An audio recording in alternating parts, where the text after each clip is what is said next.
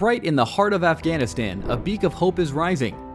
Stretching an impressive 285 kilometers, this ambitious project promises to reshape the region and change lives across the nation. The country has been plagued by water scarcity and agricultural struggles, and the construction of Asia's largest artificial canal couldn't be more timely. But as bulldozers break ground and hope lurks on the horizon, what challenges will Afghanistan face?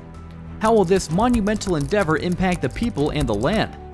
Join us as we uncover the untold story of Afghanistan's journey towards a brighter future.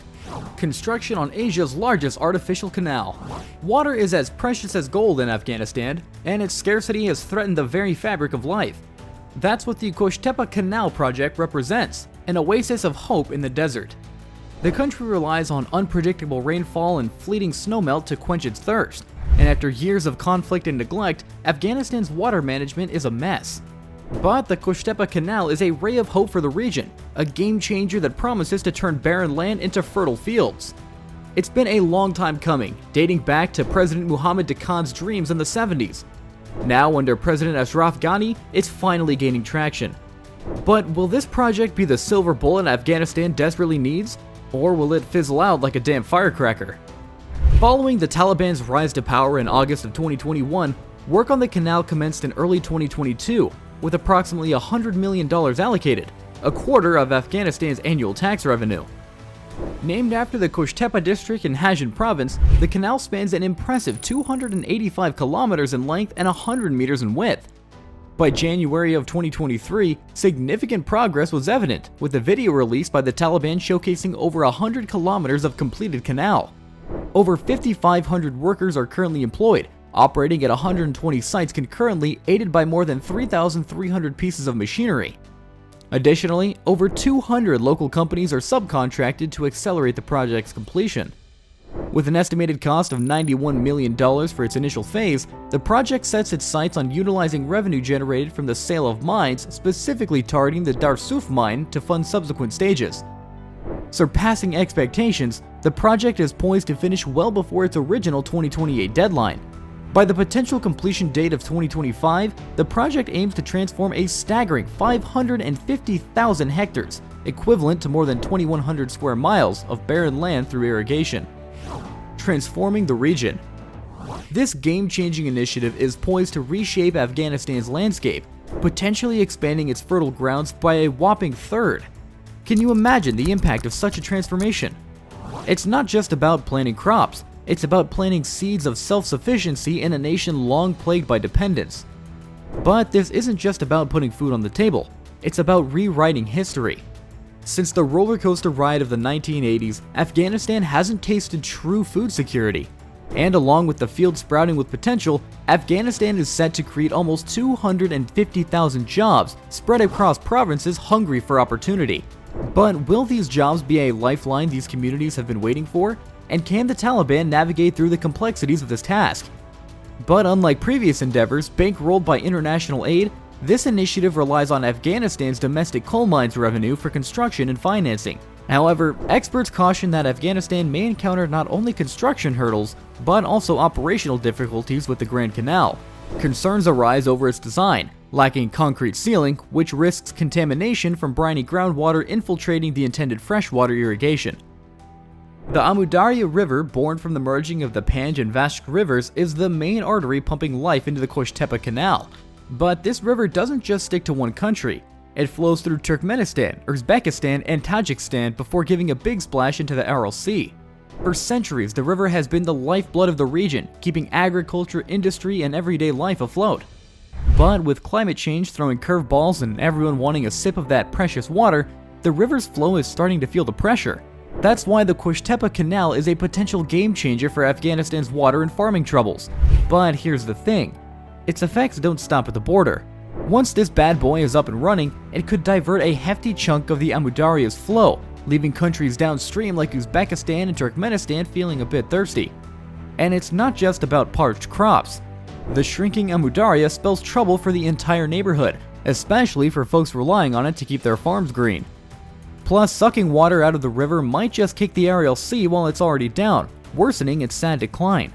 And let's not forget about the salt. Building this canal could lead to heavy salinization not just locally, but for the whole region. Disrupting hydrological balance could elevate groundwater levels and salt content in agricultural lands, posing risks beyond Afghanistan's borders to downstream farming. This endeavor also underscores intricate water rights and regional cooperation dilemmas. Despite Afghanistan's riparian status, it remains outside regional or global treaties governing shared river waters like the Amu Darya. Central Asia's water allocation falls under the purview of the Almaty Agreement, endorsed by Kazakhstan, Kyrgyzstan, Tajikistan, Turkmenistan, and Uzbekistan, highlighting the complexities of managing transboundary water resources. International challenges. Afghanistan was left out of a major water agreement back in '92. But why? And what's the fallout for a nation already dealing with its fair share of chaos? The country had its hands full with internal turmoil, making it tough to grab hold of those shared water resources. That means that Afghanistan's kinda stuck playing by its neighbors' rules, which isn't exactly a winning hand. But now the region is finally rallying for its rightful spot in international water agreements and pushing for fair deals with the Amu Darya Basin. Can these agreements really be the ticket to avoiding future water wars? But the thing is, Central Asia is also facing a water crisis, thanks to climate change and shrinking water supplies. And experts are saying that if Afghanistan moves ahead with building the Qosh Tepa Canal, we could be looking at cutting the flow of the Amu Darya in half. The construction of the Qosh Tepa Canal also raises questions about sustainable water management and environmental impact. Afghanistan's engagement in regional water agreements is crucial for addressing shared water resource concerns and fostering cooperation. Neighboring countries express concerns over potential impacts on their water resources, urging Afghanistan's inclusion in regional accords.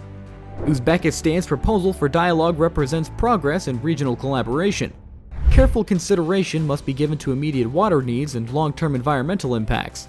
This includes addressing concerns over water diversion, ecological disruption, and downstream effects on agriculture and livelihoods. The Qosh Tepa Canal offers a solution to Afghanistan's water scarcity and food insecurity, potentially transforming barren landscapes into fertile agricultural zones. It could stimulate economic growth and contribute to poverty alleviation.